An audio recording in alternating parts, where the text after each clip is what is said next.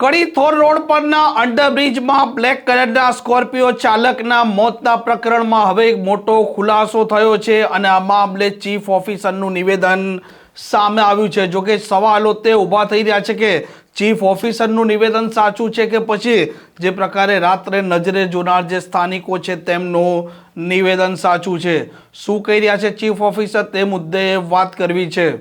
વૈષ્ણવજન તો તેને કહીએ જે પીડ પરાઈ જાનાને રે। નમસ્કાર, આપ જોઈ રહ્યા છો નવજીવન ન્યૂઝ। હું છું આપની સાથે તોફિક ગાંચી।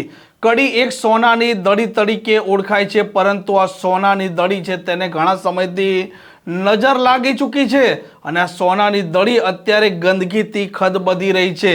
નગરપાલિકામાં ભારતીય જનતા પાર્ટીનું એક લાંબા સમયથી શાસન છે અને ઇતિહાસમાં પહેલીવાર જે પ્રકારે 36 આ નગરપાલિકામાં સભ્યો છે તેમાંથી 35 સભ્યો ભારતીય જનતા પાર્ટીના છે, જ્યારે એક સભ્ય કોંગ્રેસના છે। પરંતુ આજ ભારતીય જનતા પાર્ટીના ચૂંટાયેલા સભ્યો આજ નગરપાલિકાના જે સત્તાધીશો છે તેમના વિરુદ્ધમાં આંતરિક નારાજગી ઘણા સમયથી દર્શાવી રહ્યા છે અને જે પ્રકારે અત્યારે નગરપાલિકાનું વહીવટી તંત્ર ચાલી રહ્યું છે તેને લઈને પણ તે સતત નારાજગી દર્શાવે છે।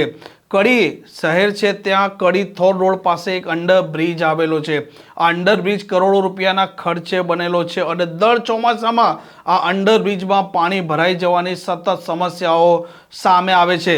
વહીવટી તંત્ર આજ સુધી તેનું ઠોસ નિરાકરણ નથી લાવી શક્યું તે પણ એક સત્ય હકીકત છે।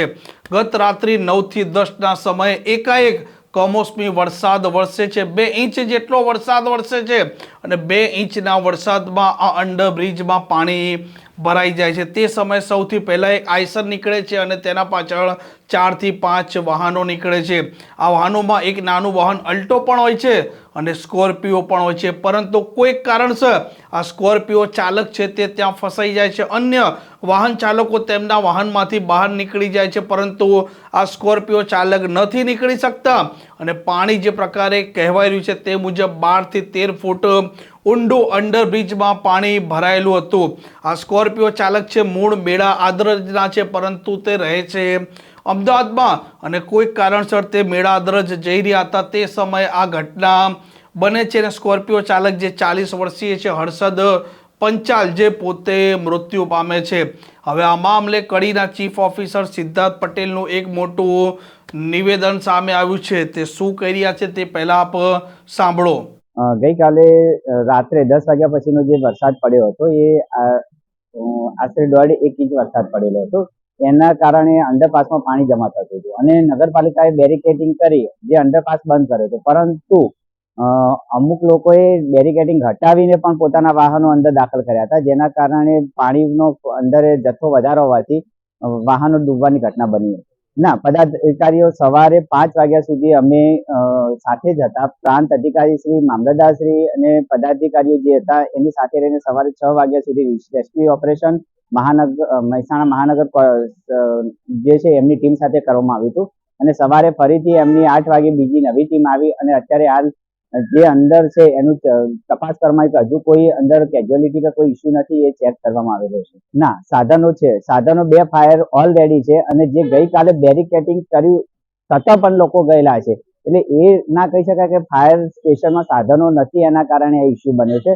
લોકો જે સ્ટાફ હતો એને પણ જે અમુક સાધનો લઈ જતા એમને રોકવાનો પ્રયત્ન કર્યો હતો, પરંતુ એમનું જે વસ્તુ હતી સૂચનાનું ધ્યાન ના આપી અને અંદર જતા આ દુર્ઘટના ઘટી છે। જે પ્રકારે કડીના ચીફ ઓફિસર સિદ્ધાર્થ પટેલનું કહેવું છે કે જ્યારે પાણી ભરાયું અને વરસાદની શરૂઆત થઈ તે સમયે આ બ્રિજ છે ત્યાં બેરિકેડ લગાવી દેવામાં આવ્યા છે, પરંતુ વાસ્તવિક રીતે ત્યાં સ્થાનિકોના આરોપ છે તે મુજબ ત્યાં કોઈ પણ પ્રકારના બેરિકેડ લગાવવામાં આવ્યા નહોતા। સાથે આ જ બ્રિજ છે તેના નજદીકમાં કડીનું આ ફાયર સ્ટેશન છે, ત્યાં પૂરતા પ્રમાણમાં રાહત બચાવ કામગીરીના સાધનો પણ નહોતા અને કોઈ તરવૈયા પણ નહોતા। તેવા પણ હાલ ત્યાં જે સ્થાનિકોએ જોયેલી વાત છે તે સામે આવે છે। આસપાસના લોકો આવે છે અને તેઓ આ જે પાણીમાં ફસાયા હતા તેમને બહાર નીકાળે છે। આમ જે સ્કોર્પિયો ચાલક છે તેમનું મોત થયું તેના માટે કોણ જવાબદાર અને અત્યારે કડીના સ્થાનિક લોકો પણ સોશિયલ મીડિયાના માધ્યમથી જે પ્રકારે એક નિર્દોષ વ્યક્તિ વહીવટી તંત્રના અણધડ આવરતના કારણે મૃત્યુ પામ્યો છે, તેને લઈને તેઓ સોશિયલ મીડિયામાં તેમનો રોષ પણ ઠાલવી રહ્યા છે. જોઈએ જે પ્રકારે 40 વર્ષીય વ્યક્તિ છે તેમનું મૃત્યુ થયું છે, તેના માટે કોઈ તપાસ થાય છે કે નથી થતી, અને તેમના માટે આ મોત થઈ છે તેના માટે કોણ જવાબદાર, તે સૌથી મોટો સળગતો પણ પ્રશ્ન છે. સાથે સૌથી મોટો પ્રશ્ન, વારંવાર આ અંડરબ્રિજમાં પાણી ભરાઈ જાય છે તેમ છતાં આજ દિન સુધી દર ચોમાસામાં તેનું કોઈ યોગ્ય આયોજન નથી થઈ રહ્યું, તે પણ સ્થાનિકો અત્યારે સવાલો ઊભા કરી રહ્યા છે. આ પ્રકારના સમાચાર, આ પ્રકારના અહેવાલ માટે નવજીવન ન્યૂઝ ચેનલ જોવાનું અને સબસ્ક્રાઇબ કરવાનું ભૂલતા નહીં. નમસ્કાર. વૈષ્ણવજન તો તેને કહીએ જે પીડ પરાઈ.